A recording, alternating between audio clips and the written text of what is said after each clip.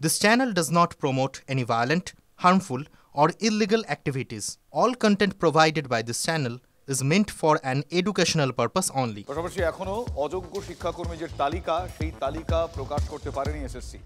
নতুন নিয়োগ শুরুর যে প্রক্রিয়া সেটা এই মুহূর্তে থমকে রয়েছে। অযোগ্যদের তালিকা শুধুমাত্র টিভি9 বাংলার হাতে রয়েছে এই মুহূর্তে। গ্রুপ সি, গ্রুপ ডি মিলিয়ে তালিকায় নাম রয়েছে 2591 জনের। চাকরিহারাদের 40%-এরও বেশি কালো তালিকায় রয়েছেন। গ্রুপ সিতে ওএমআর জালিয়াতি করে চাকরি 783 জনের, সুপারিশপত্র ছাড়া 57 জনের। গ্রুপ ডির 1741 জনের নাম অযোগ্য তালিকায় রয়েছে। অযোগ্য তালিকায় নাম তৃণমূল নেতার, অযোগ্য তালিকায় নাম রয়েছে তৃণমূল নেতাদের আত্মীয় ঘনিষ্ঠদের।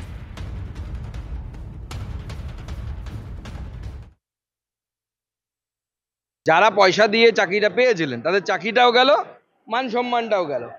দায়ী কি আপনারা? আমি মনে করি পুরোটা দায়ী তারা না, দায়ী তারাও যারা দোকানটা খুলেছিল, অর্থাৎ যারা দোকান খুলে গ্রুপ সি গ্রুপ ডির জন্য টাকা নিয়েছিল।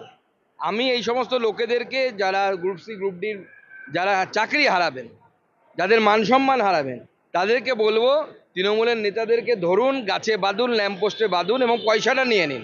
আপনার পয়সা, আপনি দোকান খুলেছিল, আপনারা প্রোডাক্ট কিনেছিলেন, সেই প্রোডাক্ট হচ্ছে চাকরি। এবার সেই প্রোডাক্ট ওয়ারেন্টি পিরিয়ডের আগেই খারাপ হয়ে গেছে, টাকা তো ফেরত পাবেন আপনারা।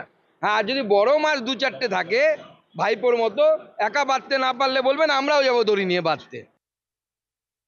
টাকার বিনিময়ে ঘুষ দিয়ে টাকার কারবার করে দুর্নীতির তালিকাটার একটা অংশ বেরিয়েছে, এটাও কিন্তু সম্পূর্ণ নয়। এতদিন সময় লাগলো কেন? বার করেছেন নেতাদের সব নাম, নেতাদের পরিচিত, নেতাদের ঘনিষ্ঠ। আগের তালিকায় মুখ্যমন্ত্রীর ভাইজি ছিলেন, কি বৃষ্টি নাকি একটা নাম। সেই কারণে সাধারণভাবে যোগ্য লোকেরা বিপদে পড়েছে। গ্রুপ সি গ্রুপ ডির অযোগ্য তালিকা না, আসলে অযোগ্য হচ্ছে এদের যারা নিয়োগ করেছেন, তারা পশ্চিমবাংলার সমাজ জীবনের জন্য অযোগ্য।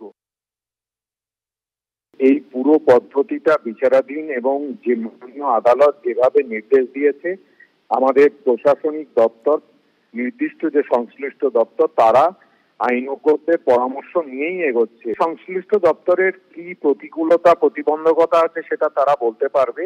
দলীয় স্তরে এইভাবে এর কোনো ব্যাখ্যা নেই, দলীয় স্তরে বলাও হয়নি যে কোথাও কি করবেন না করবেন।